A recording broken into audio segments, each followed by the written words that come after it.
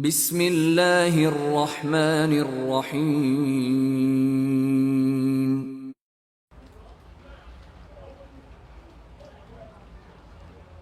أعوذ بالله من الشيطان الرجيم. بسم الله الرحمن الرحيم. الحمد لله ثم الصلاة والسلام على رسول الله وعلى آله وصحبه أجمعين وبعد. adáwọ̀pẹ́ fún ọlọ́run ọba Allah, ọba tí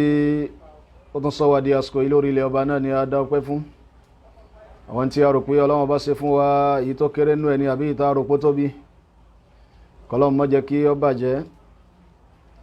kó sì jẹ́ àfi ìsẹ̀mí wa káfí mójútó tí ọlọ́run ọba tó torí ẹ̀ mú wa wá sáyé, àti kú lórí àwọn ẹ̀rí tí ọlọ́run ọba Allahu tabaraka wa ta'ala tó ṣe ní ọ̀ranyàn lórí gbogbo ọmọ ẹ̀dẹ́ ènìyàn tí ó bá wá sáyé kí ó jẹ́rìí ẹ̀. ọ̀nà ni ìjẹ́rìí tí ọlọ́run ọba tá mọ̀ sí shahadatu an la ilaha illallah, àti ìjẹ́rìí tí àwọn annabi ọlọ́run ọba, especially annabi wa Muhammad sallallahu alaihi wasallam. orí ìjẹ́rìí tí ọlọ́run ọba yẹn ọ̀nà ni a wà tí a ti ń sàlàyé fún wa wípé bí èèyàn bá sọ wípé ashhadu an la ilaha illallah, irú ẹni bẹ́ẹ̀ tí wọnú islamu náà nù. èyàn wá lè jẹ́ mùsùlùmí àfìgbà tó bá sọ méjèèjì papọ̀, ashhadu an la ilaha illallah wa anna muhammadan rasulullah, ta jẹ́rìí tọ́lọ́run ọba fún ọlọ́run, ta jẹ́rìí tànábì fún ànábì sallallahu alaihi wasallam. bí èyàn bá sọ àkọ́kọ́ tí ó sọ ẹlẹ́kejì kò ní máa jẹ́ mùsùlùmí lọ́dọ̀ ọlọ́run. bí èyàn bá sì sọ ẹlẹ́kejì tí ó sọ tàkọ́kọ́, irú ẹni bẹ́ẹ̀ ní ò ní máa jẹ́ mùsùlùmí ọ̀ntìgbà tí ó tó jan méjèèjì papọ̀. lórí ẹ̀rí alákọ̀ọ́kọ́ ni òun náà ni a wà tí a ti ń sàlàyé fún wa lórí wípé ẹ̀dákẹ́dá tí ó bá sọ ashhadu an la ilaha illallah, bó ń jẹ́rìí pé la ma'buda bi haqqin illallah, kò sí ẹ̀dá tí ó lẹ́tọ̀ọ́ sí ìmọ̀ jọ́sìn fún mọ́ lẹ́yìn ọlọ́run ọba dẹ́dá nìkan oṣo. irú ẹni bẹ́ẹ̀ àwọn nǹkan tí ẹ̀rí yìí ń béèrè lọ́wọ́ rẹ̀, nǹkan méjì tí ó pàtàkì náà ni. nǹkan méjèèjì tí ó sì pàtàkì yìí rèé, ari nínú hadithi Mu'adh ibn Jabal radiyallahu ta'ala anhu wa arda, kọlọ́n kó bá ní yọ́nú sí bàbá náà, èyí tí a ti sàlàyé fún wa síwájú.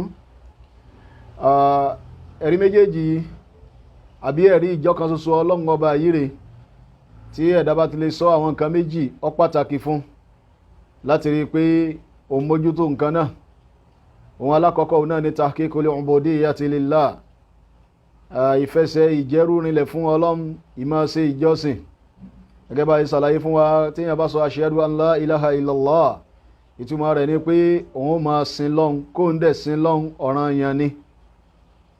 kó ń sin ọlọ́run ọba ń kọ́ ọ̀ranyàn ni. kí sì ni ó fà, kí ni ó sọ dọ̀ranyàn fún wa láti máa sin lọ́n tó bá kọjá yípo bá iná lọ dá wa ká dára wa rí. òun náà lẹ́ni tó ń ṣe ìjẹsìn mú fún wa, iná lo wa àti bẹ́ẹ̀ bẹ́ẹ̀ lọ rí. bí ẹ̀dá bá wá sáyé ó gbọ́dọ̀ jọ́sìn fún ọlọ́run ọba yẹn ni. kìí nàmbà tá a bá fẹ́ nàmbà túláàsì lọ́lọ́run ọba ṣe fún gbogbo ọmọnìyàn. lábẹ́ wípé bàbá sọ ashhadu an la ilaha illallah, nǹkan méjì ó ti jẹ́ ọ̀ranyàn lé ẹ̀dá lé lórí kó mójútó. alákọ̀ọ́kọ́ nú ẹ̀ náà ni kí a máa jọ́sìn fọlọ́run. a ti wá sàlàyé pé tí ń jẹ́ jọ́sìn ó kọjá à ń kírun, àbá ń gbáwẹ̀, àbá ń yọ sàká, àbá ń lówó lọ́wọ́ lọ sí hajj àbí umrah. níta ń pè ní ìbáàdà àlè ìjọsìn rí, ìtọ́lọ́wọ́n ọba torí ẹ̀dá wa, tọ́lọ́wọ́n ọba ti sàlàyé ẹ̀ fún wa nínú súratu Ath-Dhariyat, Quran chapter 51 verse 56. Ọlọ́run ní wa ma khalaqtul jinna wal insa illa liya'budun. Ọlọ́run ní mi dáhùn alìjànú àti ọmọ ẹ̀dẹ́ ènìyàn wá sílé ayé lásán bí kì bá ṣe kan wá jọ́sìn fún mi Ọlọ́run. hadhihi al-ibadatu, níta ń pè ní ìjọsìn yìí rí, ismun jami'un li kulli ma yuhibbuhu Allahu wa yardah. orúkọ kan tó kó sínú ni gbogbo tí ọlọ́run ọba bá ti lè yọ́nú sí, gbogbo tí ọlọ́run bá ti fẹ́, òun náà la fi máa ń jọ́sìn fọlọ́run. eléyìí la fi fi àwọn al-muharramat wa al-makruhat, àwọn nǹkan tọ́lọ́run ọba ṣe léèwọ̀ àbí tọ́lọ́run bá kórìíra àìfi sin lọ́run. níta máa fi ń sin lọ́run rí, yadurru bayna madha bayna al-hujubi wal istihbabi. tá a máa fi ń jọ́sìn fọlọ́run yóò máa rotate láàrin pé nǹkan yìí wájíbù ni, nǹkan yìí mustahabbu ni. والمكروه أو المكروهات والمحظورات والمحرمات، àwọn nǹkan tá a bá pè ní ohun kórìíra àbóhun èèwọ̀ àìfi sin lọ́n. so tá a máa fi ń sin lọ́run náà ní gbogbo ohun tí ó bá yọ ọlọ́run ọba nínú tọ́lọ́run ọba nífẹ̀ẹ́ sí téèyàn bá ti ń ṣe irú ẹni bẹ́ẹ̀ ń jọ́sìn fọlọ́run nìyẹn àti wá ka díẹ̀ fún wa lórí àwọn nǹkan wọ̀nyí lẹ́ni àtúmọ̀ tẹ̀síwájú bí tá a bọ́rọ̀ dé lórí ẹ̀ náà ní kí ni wal amru bil ma'rufi wan nahyu anil munkar ìmọ̀ pàṣẹ dáadáa ìmọ̀ kọ̀ ìwà àbàjẹ́ inú àwọn nǹkan tí ó pàtàkì púpọ̀ tí ọlọ́run ọba fẹ́ kí a fi máa ṣèjọ́sìn fún òun ọlọ́run ni tí ẹ̀dá bá wá ń ṣe méjèèjì yìí agara jùlọ ìmọ̀ kọ́ntí ọ̀dá bí yàn bá ti ń pàṣẹ dáadáa rí ojú ẹ lè má rí mẹ́wàá lọ́dọ̀ àwọn èèyàn ojú ẹ lè má rí tó lọ́dọ̀ àwọn èèyàn ó lè má rí nira púpọ̀ ṣùgbọ́n nígbà tó bá di pé èèyàn ti máa kọ ìwà àbàjẹ́ àbí ìmọ̀ kọ ìbàjẹ́ èyí tí àwọn èèyàn ń ṣe rèé irú ẹni bẹ́ẹ̀ ojú ẹ orí mẹ́wàá o wàláhì ojú ẹ orí mẹ́wàá ẹ̀rí kí ló fà tabawo ní ọ̀rọ̀ Lukman ńgbà tí ó máa sọ fún ọmọ rẹ̀ àmọ̀ràn tó yẹ kí bàbá rere kó máa fún àwọn ọmọ rẹ̀ rí bàbá yìí ń fún ọmọ rẹ̀ ó ní ya bunayya gẹ́gẹ́ bá ṣe nínú surati Lukman Quran chapter 31 verse 17 ó ní ya bunayya ó ti ń bọ̀rọ̀ bọ̀ látòkè ó wá bá débi tí ayé ẹlẹ́kẹ̀ẹ́tàdínlógún ni ó ní ya bunayya ó ní mo pèrè ọmọ mi akimis salah máa gbérun dúró fún ọlọ́run bó ṣe tó àti bó ṣe yẹ wá amur bil ma'ruf kó sì máa pàṣẹ dáadáa wanha anil munkar kó sì máa kọ́ntí ọ̀dá rí wasbiru ala ma asabak bí yàn bá wá ń kọ́ntí ọ̀dá jama ojú rẹ̀ ó rí mẹ́wàá o àbí yàn bá jan ìkọ́ntí ọ̀dá pọ̀ mọ́ ìpàṣẹ ńtọ́dá yóò rí ọ̀pọ̀lọpọ̀ ìnira lọ́dọ̀ àwọn èèyàn walidha ìyẹn ló fa qala Lukman alayhi salatu wassalam wasbiru ala ma asabak onítorí ẹ ṣe sùúrù lórí tó bá bá ẹ torí èyàn kọ dáadáa pàṣẹ rí kọ wọn tí ó dá kójú ẹ o mọ́ rí mẹ́wàá rí inna dhalika min azmil umur torí pé kéèyàn ó pàṣẹ dáadáa kó máa kọ tí ó dá rí kójú rẹ̀ orí mẹ́wàá bó ṣe wà nípìnlẹ̀ nìyẹn nínú gbèsè ayé gbogbo àwọn ànábì Ọlọ́run ọba tí wọ́n ti lọ rí sọ̀rọ̀ tí ò ṣe yí padà tó yẹ pé ẹni tí ò bá ní ṣe nìkan ńlókù ṣùgbọ́n pa ó máa kọ́ tó dá ọ sì máa kọ́ tí ọ̀dá ọ̀wá ní rí tí ò ní tí Ọlọ́run lọ́dọ̀ àwọn èèyàn táwọn èèyàn máa fi bẹ́ẹ̀ lò minal iftirahat bóyá bí ká parọ́ mọ́ ní rí àbí ká blackmail ẹni rí àbí ká kó sùtá báyàn oríṣiríṣi bóyá ìṣẹ̀lẹ̀ sáwọn tí wọ́n ṣáájú wa náà nu ìyẹn lànàbí wa Muhammad sallallahu alayhi wa sallam lànàbí náà fi máa ń sọ nú ọ̀rọ̀ rẹ̀ ká máa fi hadith Abi Ubaida bọ́lọ̀ kí ọba ní yọ́n sí ibn Hudhaifa ó gba hadith wa látọ̀dọ̀ kí ni àni ammatihi Fatima kí ni ó ní ya ìsọ ọlá nabi wa Muhammad sallallahu alayhi wa sallam anabi ni inna ashadda an-nasi balahan al-anbiya thumma al-amthalu fal-amthal anabi ni àwọn tí ìnira àbí tí láburú mọ́ àwọn tí àdánwò mọ́ sábà jẹ́ tí wọ́n jù ọ̀nà làwọn ànábí Ọlọ́run thumma al-amthal fal-amthal lẹ́yìn náà àwọn tó bá tún fẹ́ jí àpèjúwe eré tó fẹ́ rin ìlànà àwọn ànábí Ọlọ́run hadha al-hadithu kharrajahu al-imam an-Nasa'i rahmatullahi alayhi wa dhalika fi sunani torí ẹ̀rí èèyàn ní máa pàṣẹ dáadáa kéèyàn ó máa kọ̀ wà bàjẹ́ kójú ẹ̀ ó máa rí mẹ́wàá láyé o ṣùgbọ́n bó bá délẹ̀ rí èèyàn ó ṣe sùúrù náà ni gẹ́gẹ́ bí Lukman fi sọ fún ọmọ ẹ̀ wípé wasbir ala ma asabak èèyàn ní máa kọ́ tí ọ̀dá kó mọ́ rí tí ọkàn kọ́ rí àbí kó mọ́ bá ń tọ́kàn kọ́ pàdé yóò wá ṣe sùúrù náà ni torí ẹ̀ bẹ́ẹ̀ bá lè ṣe sùúrù láti lè pàṣẹ dáadáa kọ̀ wà bàjẹ́ olúwo sì ní ṣe kankan nù rẹ̀ rí eléyìí tó jẹ́ ọ̀kan nínú tí a máa fi ń sin lọ́m bákan náà nínú tí a máa fi ń sin lọ́m oní ni alihisanu ilal jar ìmọ̀ ṣe dáadáa sí àwọn tí wọ́n bá jẹ́ aládùúgbò ẹni ara ń tá a máa fi ń sin lọ́m náà ni ẹ̀rí bigadi nazari an dinihim wa millatihim regardless pé irú ẹ̀sìn wo ni wọ́n ń sìn irú lànà wo ni wọ́n ń rìn bí wọ́n bá jẹ́ aládùúgbò ẹni a máa ṣe dáadáa sí ni bá ṣe ṣe wá nú ọ̀rọ̀ Ọlọ́run ọba nìyẹn ká máa fi surati an-nisa bàbá wọn suratu an-nisa abambẹ gàbí ayé 36 àtàwọn ààyè mínú al-Qur'an láàyè tọ́lọ́wọ́ ti máa pàṣẹ ìmọ̀ ṣe kí ni o ìmọ̀ ṣe dáadáa sí aládùúgbò ẹni rí Ànábì wa Muhammad sallallahu alayhi wa sallam onímọ̀lẹ́ka Jibril ó yẹ kó gbò lẹ́ni tí ń sọ àsọ́ọ́lẹ̀ fún òun nípa àwọn aládùúgbò rẹ̀ nípa pọ́n aládùúgbò rẹ̀ dọ̀wọ́ ẹ̀ bákan náà wal ihsan ila al-yatim bẹ́ẹ̀ nù tá a máa fi ń sin lọ́m oníkàmọ́ sí dáadáa sí àwọn tí wọ́n jọ mọ òrukàn ká má jẹ wọn máyé ká má jẹ dúkìá wọn máyé rè ká wo tọlọ́run ọba mọ́ wọn lá gẹ́gẹ́ bí Kùránì ṣe máa ń sọ ní Suratu Nisa wípé ẹ̀yin náà rántí wípé bí lágbájá ṣe dá ti ẹlẹ́ ní dèndé táwọn ọmọ yìí ò tójú bọ́ tí wọn ò tí ì dákàmà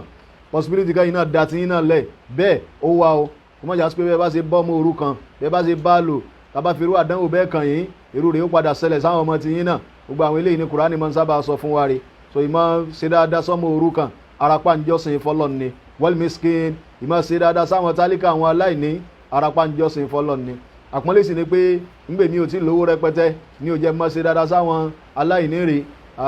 ìrọ́ náà ní ń bẹ lábẹ́ rẹ̀ jama kò pọ́n dandan ká lówó rẹpẹtẹ ká tó mọ́ ṣe dáadáa sáwọn aláìní ẹni àwọn náà bá ti rí pé tún gbé pẹ́ẹ́lí tí wá tún bẹ́tà díẹ̀ ju tiẹ̀ lọ ká ṣe dáadáa sírú ẹni bẹ́ẹ̀ bákan náà wal ihsan ilal mamluki minal adamiyyina wal bahahimi bẹ́ẹ̀ ni ìṣe dáadáa sáwọn tọ́lọ́wọ́n bá kó sí wa lábẹ́ nínú àwọn ẹrú ni ẹ̀rí nígbà tí ó gbajúmọ̀ tí àwọn èèyàn ń rẹrú tí wọ́n ń tẹrú tí wọ́n ń kẹrú sábẹ́ tí wọ́n ń lo ẹrú rẹ̀ ẹrú eléyìí rẹ̀ a ṣe dáadáa sírú ẹrú bẹ́ẹ̀ bí Islam ṣe kọ́ wa nìyẹn ṣùgbọ́n ìtawà mọ̀ nílẹ̀ káàárọ̀ jíire látọjọ́ tó ti pẹ́ wárì ọkọjá pé ẹrú ẹni tá a máa ń lò ńlòkulò ẹni tá a máa ń fi tí ọ̀dà bá lò ní bá a ṣe bá nìyẹn torí ẹ̀ láfi máa rí inú ọ̀rọ̀ Yorùbá wọn ní iṣẹ́ ẹrú ẹ máa ràn ọmọ níṣẹ́ ẹrú rẹ̀ lójú mọ̀ sí pé iṣẹ́ ọ̀tọ̀ náà máa ń rán ẹrú iṣẹ́ ọ̀tọ̀ náà máa ń rán ọmọ ẹ̀rí ṣùgbọ́n tá a bá wọnú ọ̀rọ̀ Ànábì wa Muhammad sallallahu alayhi wa sallam ojú yẹ wa pé ẹrú rẹ̀ ẹni tá a máa ń ṣe dáadáa sí ni àwọn tó bá jẹ́ ẹrú lábẹ́ wa Ànábì lọ́mọ ìyá yín náà ni wọ́n especially èyí tó bá sì ẹgbà Islam nínú wọn rí tó bá jẹ́ ẹrú náà a máa ṣe dáadáa sí Ànábì ní ta bá tó lówó ẹ bá jẹ ni kó náà jẹ ní tí ẹ bá ń wọ̀ ni kó náà wọ̀ Ànábì ní ẹ má gbé kọ́ wọn lọ́rùn tí ó ju ẹ̀mí wọn lọ tó bá ṣẹlẹ̀ bẹ́ẹ̀ Ànábì ní ẹ bá wọn pín nǹkan yẹn gbé àti bẹ́ẹ̀ bẹ́ẹ̀ lọ rí so kásẹ̀ tó wá sọ wọn tí wọ́n jẹ́ ọmọ ọ̀dọ́ wa rí àwọn tí wọ́n kì í ṣẹrú tó ṣe pé agreement òun náà ló wà láàrin àwa pẹ̀lú wọn lórúkọ pé ṣiṣẹ́ fún mi dìgbà báyìí wọ́n yàṣẹ́ fún ọ ṣiṣẹ́ fún mi dìgbà báyìí wọ́n kó owó fún ọ ṣiṣẹ́ fún mi dìgbà báyìí wọ́n máa fún ẹ lówó oṣooṣù gbogbo àwọn yẹn náà àwọn tá a mọ̀ ṣe dáadáa fún ni wọ́n torípa bẹ́ẹ̀ wa náà ni wọ́n wá rí bákan náà tí dórí àwọn nǹkan tí wọ́n wà lábẹ́ wa nínú àwọn tí wọ́n jẹ́ kíni o tí wọ́n jẹ́ ẹranko gbogbo wọn náà la máa ń ṣe kíni o la máa ṣe dáadáa sí gbogbo wọn náà sì la máa fi dáadáa òun náà ni a máa fi bá lóore kìí ṣe pé òyìnbó ló kọ́ wa lẹ́kọ̀ọ́ àbí òun ló là wá lójú tá a fi mọ̀ pé ó yẹ ká fi dáadáa bẹ́ẹ̀ ẹranko lò àríyànjú nínú ọ̀rọ̀ Ànábì wa Muhammad sallallahu alayhi wa sallam Ànábì ló là wá lójú sí pé ìṣe dáadáa ọmọ ẹ̀dẹ́ nìyàn gẹ́gẹ́ bí Islam ṣe mú wá a extend akọjá àárín àwọn èèyàn a tún dórí àwọn ẹranko rẹ̀ gẹ́gẹ́ bá ṣe rí nínú hadith rẹ̀ rí ìta Ànábì wa Muhammad sallallahu alayhi wa sallam tó gbà wá agajulọ Abu Hurairata Abdurrahman ibn Sakhra ad-Dawsi radiyallahu ta'ala anhu wa arda kọlọ́n kó bá ní yọ́nú sí bàbá náà òun náà ló gba hadith yìí wá rí òun ní baynama rajulun yamshi fashadda alayhi al-atashu arákùnrin kan rìn jọ kan rí bó ṣe wá gbẹ́ nìyẹn Ànábì lọ sọ ọ̀rọ̀ nì Abu Hurairah radiyallahu anhu tó gbọ́ látẹnu Ànábì sallallahu alayhi wa sallam ọlọ́rakùnrin yìí rìn rí òǹgbẹ́ ti wá gbé arákùnrin náà rí fanasala bi'ran fashariba minha bárakùnrin yẹn ṣe wọnú kànga kan nìyẹn ló bá mú omi nínú kànga nì thumma kharaja ló bá jáde fa idha huwa bi kalbin yalhath nígbàtí ó jáde bó ṣe rí ajá kan tó náà ń ṣe kíni o tó ń gbẹ̀ngbẹ̀ nìyẹn yakulu thara oúnjẹ yẹpẹ̀ tó pòpọ̀ mọ́ omi min al-atash látara pé òǹgbẹ ti mú òun náà dé lẹ́bù kan rè faqal arákùnrin yẹn wá sọ báyìí wípé laqad balaga hadha mithlu alladhi balaga bi irú òǹgbẹ tó gbé èmi tí mo fi wọnú kànga ń ló gbé ajá yìí náà tó fi ń jẹ yẹpẹ̀ tútù ṣùgbọ́n wọn ò láǹfààní kó wọ kànga torí bá jábá kó sí kànga jẹ̀mọ́ nígbà tó wọ sàárì rẹ̀ ni o àfi tọ́lọ́ ń bá fa àwọn aláàánú kẹ famalaha kuffa Ànábì ní bárakùnrin yẹn bó ṣe bọ́ kúfù ẹ̀ nìyẹn ìyẹn kúfù náà ní bàtà tí a ṣe ó jọ bí bàtà òjò ní ṣùgbọ́n ara kí láti máa ń ṣe ara wọ òun náà ti máa ń ṣe kì í sara rọ́bà so Ànábì ló wá bọ́ ó wá wọnú kànga ó wá gbé ó fi kúfù ní ó fi bu omi re ẹ̀rí thumma amsakahu bi fi ó wá fi ẹnu ó wá fi gbé kúfù yẹn ó fi eyín gbá kúfù yẹn mú ó wá gun kànga wá sókèrè ẹ̀rí thumma fasaqal kalba ó wá fún ajá ní ó wá fún ní omi mu fashakara Allahu lahu wa ghafara Allahu lahu Ọlọ́run Ọba sì dúpẹ́ fún bẹ́ẹ̀ lọ́lọ́run Ọba ṣe kí ni o Ọlọ́run Ọba ṣàforíjì fún Ọlọ́run dúpẹ́ fún Ọlọ́run ṣàforíjì fún so ń gbàtà Nábì sọ̀rọ̀ ìfún àṣàbí rẹ̀ ridwanullahi alayhi ajma'in kọlọmbá ni yọ́nu sí gbogbo wọn lápapọ̀ qalu ya Rasulallah wọn sàbí Ànábì ní rí òjísí Ọlọ́run wa inna lana fil bahahimi ajran ṣé bàbá tún ṣe dáadáa sẹ́ranko sáà tún gbẹ̀san lọ́dọ̀ Ọlọ́run ní qal Ànábì wa ń fún wọn lésì pé fi kulli kabadi ratbatin ajrun gbogbo tó bá ti ní ẹ̀dọ̀ tútù tó mí fólófóló báyìí ẹ ti mí lọ sókè mí lọlẹ̀ tẹ́ bá ṣe dáadáa sí ẹ gbẹ̀san. hadisi rí tafaqa ala sihhati ash-shaykhan ani bi dhalika kharrajahu al-Bukhari wa Muslim. al-Imam al-Bukhari wa Muslim àwọn ni wọ́n gba hadisi ní wárí ẹni tó sì gbà wá òun náà ni Abu Hurairah kọ́lọ́n kó bá ní fọ̀run kẹ́ bàbá náà rí. so tó ń sọ fún wa pé ara wípé èèyàn jọ́sìn fọ́lọ́m òun náà ni al-ihsan ila al-mamlukin min al-bahahimi wal adamiyyin ìṣe dáadáa sáwọn nǹkan tó wà lábẹ́ wa nínú èèyàn ni àbí nínú àwọn ẹranko ni àti bẹ́ẹ̀ bẹ́ẹ̀ lọ ara pàǹsìn lọ́m àjọsìn fọ́lọ́m ni torí tá a bá ṣe tó ti di pọ́nkọ́lá dálẹ̀ fún wa ó ti dìjọsìn náà nù lọ́dọ̀ Ọlọ́run rẹ̀ ṣẹlẹ̀ ìkó tó máa jẹ́ ọ̀kan lẹ́yìn náà gbólóhùn pé Abu Hurairah radiyallahu anhu ó kórìíra ajáre látara wípé olóńgbò rẹ̀ kò fẹ́ káwọn ajé ó máa ṣe kíni o kájẹ́ ó máa pa àwọn ó rí pé kò sí ọ̀rọ̀ gidi ń bí ọ̀rọ̀ nìyí. Abu Hurairah òun náà ló gbà díìsì eléyìí náà wárì nípa pé ká ṣe dáadáa sáwọn ẹranko èyí sajá nìkan ó kàn mú ìṣẹ̀lẹ̀ yẹn wá ni. bákan náà tí a bá wọnú hadith mìíràn inú hadith abi Abdurrahman Abdullah ibn Umar radiyallahu anhuma kọlọ́n bá ní yọ́nú sí bábẹ́ inú sahih al-Imam Muslim ó ní anabi wa Muhammad sallallahu alaihi wasallam anabi ni udhibati imra'atun fi hirratin arábìnrin kan dẹni ìyà níwájú Ọlọ́run ó dẹni tí wọ́n sọ sínú ìyà ó dẹni tí wọ́n wọná rí látara kíni ó fi hirratin látara olóńgbò anabi ni sajanatiha hatta matat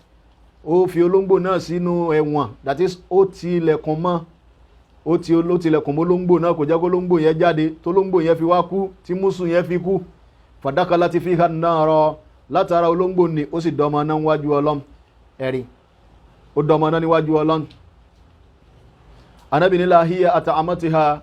ó ti olóńgbò yìí mọ́lé kò fóúnjẹ tí ó jẹ kò fi sọ́dọ̀ ẹ̀rí wala hiya tarakatiha kò sì fi olóńgbò yìí sílẹ̀ kó sílẹ̀kùn fún kó ríbi jáde lọ́rí ta'kulu min khashashil ard kí olóńgbò yìí máa jẹ àwọn ràlẹ̀ràlẹ̀ nǹkan tó bá rí ńlẹ̀ńlẹ̀ tí ó jẹ rí ó wá tì mọ́lé títí tó olóńgbò náà fi kú Ànábì ló bá dọmọ náà rí. hadithi ni kharrajahu al-Imam al-Bukhari wa Muslim wa al-Imam Ibn Majah Abu Abdullah wa kadhalika Abu Abdullah Ahmad ibn Hanbal fi musnadi. gbogbo wọn náà gba hadithi yìí wá tó ń sọ fún wa wípé al-ihsan ila al-mamlukina min al-adamiyyin wal-ba'ahim ìṣe dáadáa sí àwọn nǹkan tí ń bẹ lábẹ́ wa nínú èèyàn ni àbí nínú àwọn ẹranko arapa ń jọ́sìn fún Ọlọ́run Ọba Allahu tabaraka wa ta'ala òun náà ni. bákan náà nínú tí a tún máa fi ń jọ́sìn fún Ọlọ́run òun náà ni àdúà ìmọ̀ bẹ Ọlọ́run ìmọ̀ ṣe àdúà ìmọ̀ jírẹ́bẹ̀ síwájú Ọlọ́run kò sí bẹ́ẹ̀ tó ṣe máa bẹ láyé tọ́rọ̀ rẹ̀ onígbàdúà bí yàn bá wo pé gbogbo tí yàn ní láyé náà l'Ọlọ́run bá ti ṣe fún mi jàmáà ẹ dákun sí òkú kankan ni ó bá ṣe ẹ̀kú wípé ntọ́lọ́run wá ṣe yìí kó má di kíni o kó má bàjẹ́ kó má di okùnfà bànújẹ́ fóun kó má rí bànújẹ́ látara ẹ̀ láyé ẹ dákun só tó bẹ́ẹ̀ àbí ò tó bẹ́ẹ̀ bí ẹni tó kógun létí gbogbo ẹ̀ parun bí ẹni tó bímọ bí 40 tí ò ṣẹ́kù kan àti bẹ́ẹ̀ bẹ́ẹ̀ lọ lóríṣiríṣi kọ́ lọ́mọ fìrú àdánwò bẹ́ẹ̀ bá wà lò so kásìẹ̀ tó wá sọ pé ẹni tó ṣe pé n ti ń fẹ́ láyé gan kò tí ì rí nǹkan tó tó nǹkan nù rẹ̀ rí àbí kálómi kò tí ì rí tó tẹ́ lọ́rùn tó ẹ̀rí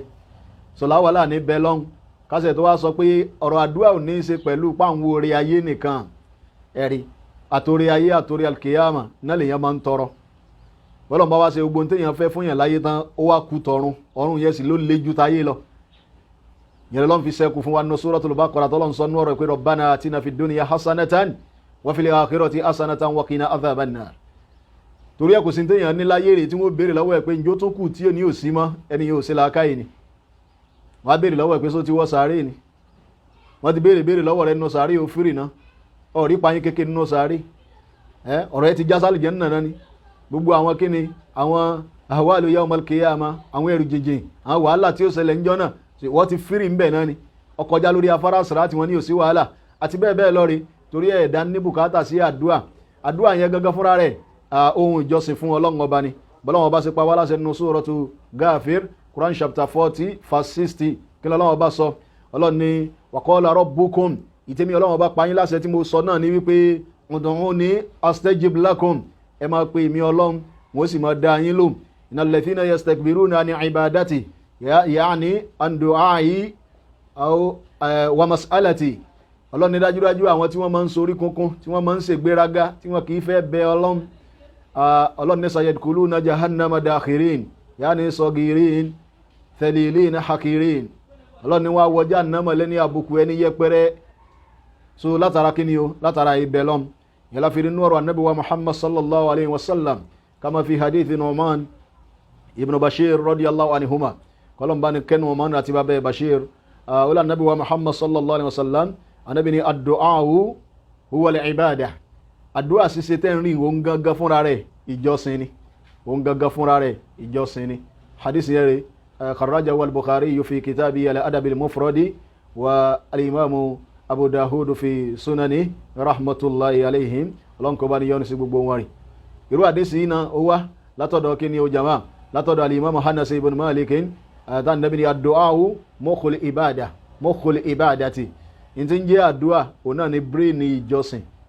ìjọsìn tí ó fi ní fálù lọ́dọ̀ Ọlọ́run àfi kádùá wà nù téèyàn ló fi ń sin lọ́m torí àdúrà ṣíṣe ara tá a fi máa ń ṣe kí ni o tá a máa fi ń jọ́sìn fún Ọlọ́run ọba tí ó dá wa ni wa kadhalika athikiru bẹ́ẹ̀ náà ni ìmọ̀ ṣe kí ni ìmọ̀ ṣe ìrántí Ọlọ́run ara tá a fi máa ń jọ́sìn fún Ọlọ́run ni athikiru kí yóò máa ṣe ìrántí Ọlọ́run gẹ́gẹ́ bọ́lá wọn bá ṣe pa wá láṣẹ nínú suratu al-Ahzab Quran chapter 33 nǹkan bí àyà 41 sí 42 kí lọ́lọ́wọ́ bá sọ ọlọ́run ni ya ayyuhal ladhina amanu ọlọ́run lápẹ́ yín tí ẹ nígbàgbọ́ sí àwọ ọlọ́run lótìtọ́ àti lódodo izkurullaha dhikran kathira ẹ máa rántí àwọ ọlọ́run ọba lọ́pọ̀lọpọ̀ ọgbà wasabbihuhu bukratan wa asila ẹ máa wá sí kíni o ẹ máa sàfọ̀mọ́ fún mi ọlọ́run ọba láàárọ̀ àti ní àṣálẹ́ ẹ̀rí walladhi yusalli alaykum wa malaikatuhu liyukhrijakum minadh dhulumati ilan nur wa kana bil mu'minina rahima ìmọ̀ ìrántí ọlọ́run ó pàtàkì púpọ̀ inú tá a fi máa ń jọ́sìn fún ọlọ́run ọba ni inú tá a fi máa ń jọ́sìn fún ọlọ́run ni tí a bá wọnú hadith Abdullah ibn Busrin ọlọ́run kó bá ní yọ́nú sí òun náà ọlọ́rakùnrin kan wá bá nàbí wa Muhammad sallallahu alayhi wa sallam bó tẹ̀ jásí pé nínú riwaya mi wọn aláwọn méjì ni wọ́n wá bá nàbí inú àwọn lárúbáwá oko ìkíní nínú wọn déwájú ń sí ọlọ́run ọba rẹ̀ ó ní ta ni èèyàn gidi tọ́lọ́run ọba ṣe dáadáa fún láyé rẹ̀ ànábì ni man tala umruhu wa hasuna amaluhu ẹni tọ́lọ̀ ń bá ní kẹ́mí ẹ̀ ogun kó wá fi ẹ̀mí gógùn ní kó fi rí dáadáa gbèsè láyé ni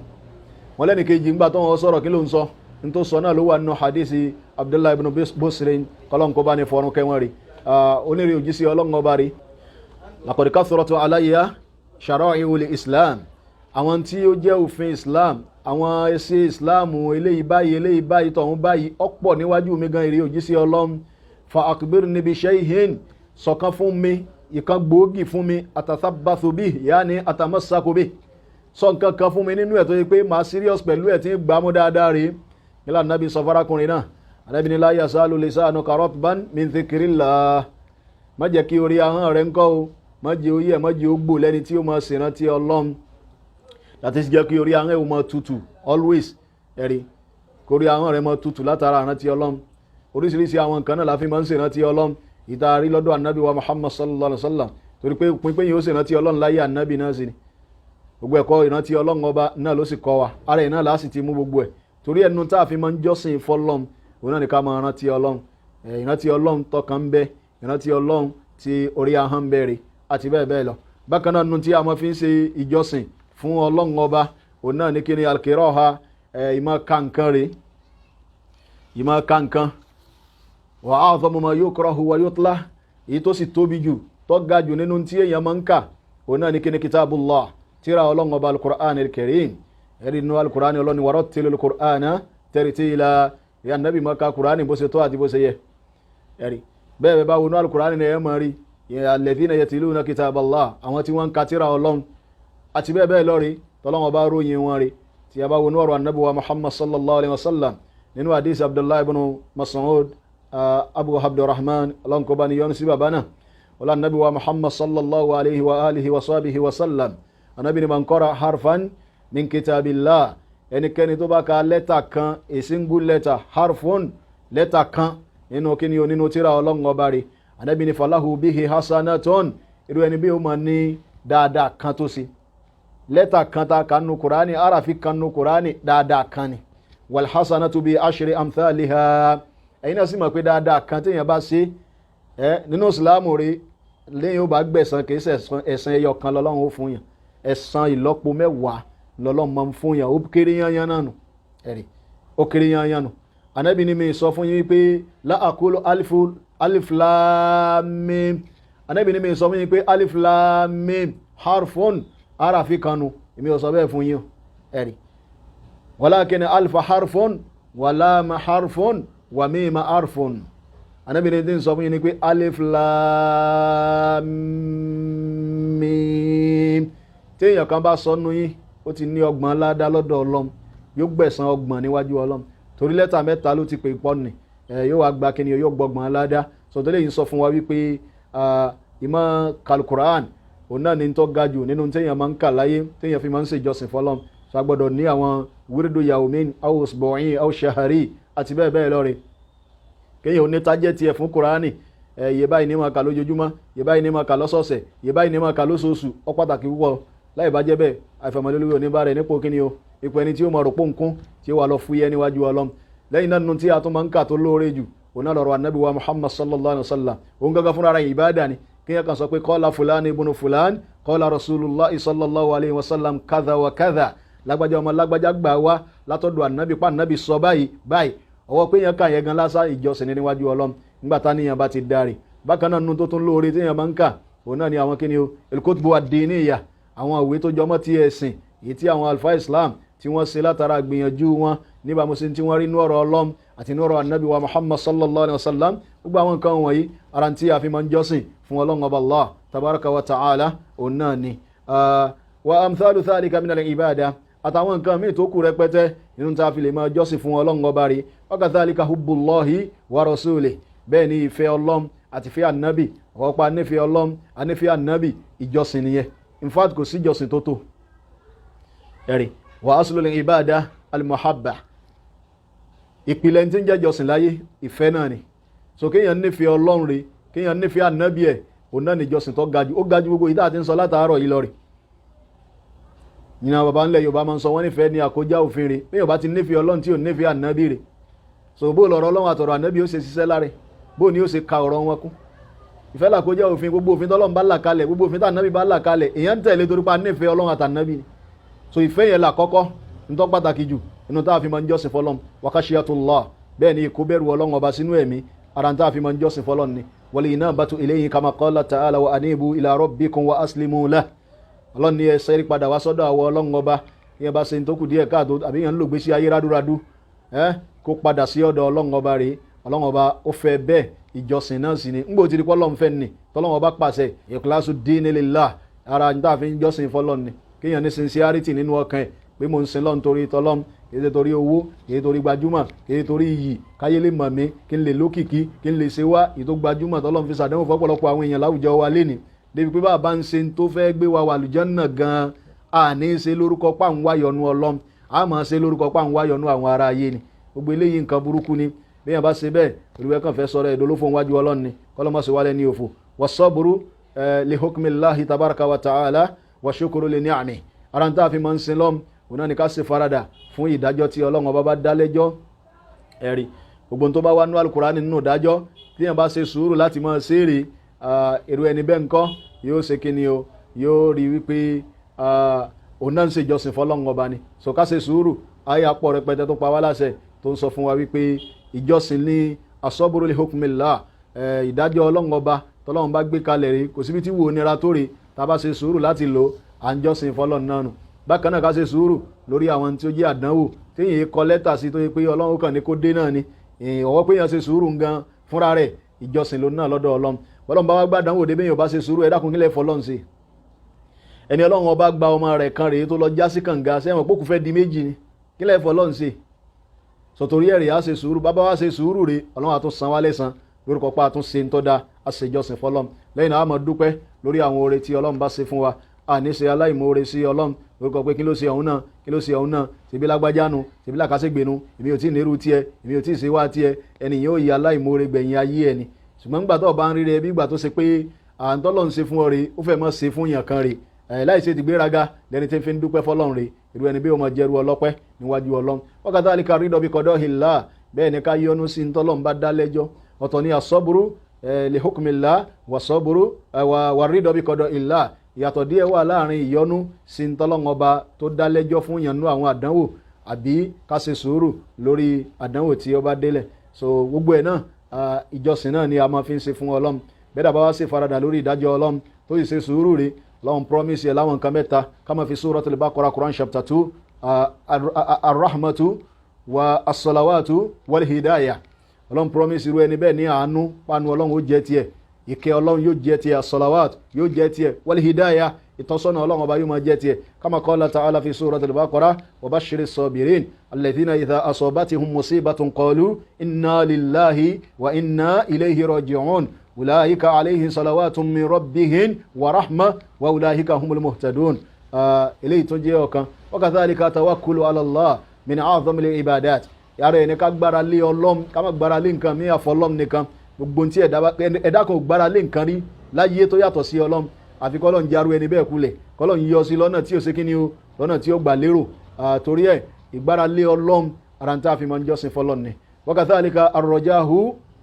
li rahmatillah. bẹ́ẹ̀ ni ká máa ní òpù sí àánú ọlọ́run, bí ọlọ́run ó kẹ́ wa, ọlọ́run ó ṣàánú wa, níta fi ọlọ́run ó ṣe fún wa. báwo èèyàn bá ti ń rò ọpin ìwọ gbọ́dọ̀ rora rẹ pin. wala taqnatu min madha min rahmatillah. má jà kán mọ̀nà kú nú àánú ọlọ́run ọba orí ọlọ́run. torí kò sá agirimẹ́ǹtì láàrin ìwọ àti ọlọ́run ọba pé nǹkan yìí ò ní jẹ́ tiẹ̀, ọwọ́ rí ò ní tó ń tọ́ ń fẹ́, àbí nǹkan yìí ò ní pé òun gbà tí ó ti sá agirimẹ́ǹtì láàrin ìwọ àti ọlọ́run. àwọn tí wọ́n sì ń rò ọpin náà rí àwọn ní ó gba agirimẹ́ǹtì láàrin àwọn àti ọlọ́run. so wáyé tó ọmọ rora rẹ pin rí torí ẹ̀ ká mọ ní òpù pé dáadó jẹ́ tiwa rí lọ́dọ̀ ọlọ́run. ìyẹn nígbà táwa náà bá ń ṣe dáadáa o. torí ẹni tí ò gbọ́rọ̀ sọ́lọ́run lẹ́nu tó wá ló ní òpù pé ìyà ọlọ́run ò ní jẹ́ tóun, gùrúùrù ni òun fi ń ṣeré yẹn. sọ́hìbù gùrúùrín onítànjẹ ni wọ́n ń perú ẹni bẹ́ẹ̀. wọ́n ní perú ẹni bẹ́ẹ̀ ní kíni o, ẹni tí ó ní òpù sí ọlọ́run. ọlọ́run dẹ̀ máa ń sọ nínú al-Qur'an al-Karim wala yaghurrannakum billahi al-ghurur. gbogbo tí máa ń kó tàn jẹ́ báyìí tẹ́yìn fi kà mí kún, ka ọ̀rọ̀ mi kún, ka ìlérí mi kún, ẹ má jẹ́ ó ṣẹlẹ̀ sí yín láíláí o. so eléyìí jẹ́ ọ̀kan. wal khawfu min athabillah. bẹ́ẹ̀ ni ká máa fear, ká máa bẹ̀rù ìyà ọlọ́run ọba, arapa ń jọ́sìn fọlọ́run ọba náà ni. wa amthalu dhalika min al-ibadat. àtàwọn nǹkan míì tó kù rẹpẹtẹ tá a tún lè máa dákọ̀ tán rẹpẹtẹ rè nínú àwọn nǹkan tí a máa fi ń sin lọ́m. lákòótán ò ní pé bí ẹ̀dá tó bá sọ la ilaha illallah, tó bá ń sọ gbólóhùn la ilaha illallah jáde lẹ́nu, irú ẹni bẹ́ẹ̀ kó mọ̀ pé nǹkan méjì ó pàtàkì púpọ̀ o nínú tó ń sọ o. alákọ̀ọ́kọ́ nú ẹ̀ náà ni páyé tó ń wáyìí, ọ̀rọ̀ à ń ṣe mẹ́lẹ́, à ń sọ̀rọ̀ ojú, à ń yàrá ìníkan sí yóò kú lọ́rọ̀ rẹ̀. ó gbọ́dọ̀ ṣe ń tọ́lọ́ nítorí ẹ̀ mọ́ wá sáyé. òun náà ni láti fẹsẹ̀ jọ́sìn, láti fi rinlẹ̀ fún ọlọ́run ọba rẹ̀. ìjọsìn yẹn wá rí ń bẹ nú ẹ̀ olójoojúmọ́, ń bẹ nú ẹ̀ ọlọ́sọ̀ọ̀sẹ̀, ń bẹ nú ẹ̀ ọlọ́dọọdún àti bẹ́ẹ̀ bẹ́ẹ̀ lọ. àwọn míì sì wà nínú ìjọsìn rẹpẹtẹ tí ò sí ẹ̀rí létí másìkò, bẹ́ẹ̀ ni òrí létí máa ààyè, gbogbo àsìkò àwọn ni wọ́n ní, bẹ́ẹ̀ ni gbogbo ààyè àwọn náà wọ́n ní. gbogbo àwọn kan wọ̀nyí òun náà ni tí a gbọ́dọ̀ gbọ́yé. so nǹkan ẹlẹ́kejì tó pàtàkì èyí tó ṣe wípé bẹ́ẹ̀ bá sọ la ilaha illallah ó gbọ́dọ̀ múmọ́lú ọ̀rọ̀ rẹ̀, ó sì gbọ́dọ̀ gbọ́yé lágbọ́yé dáadáa. òun náà ni kíni o, adamul ishraki billah, ká má mórogún pẹ̀lú ọlọ́run bí tí ó kọ́ ma. eléyìí náà ni tí a tún padà mọ́ mẹ́nu bá fún wa insha Allah. yìí tá a gbọ́ lásìkò yìí ọlọ́run jẹ́ wúlò fún wa, jẹ́ ó ṣe wá láǹfààní. wa sallallahu wa sallama ala nabiyyina muhammadin wa alihi wa sahbihi ajma'in. assalamu alaikum wa rahmatullahi wa barakatuh.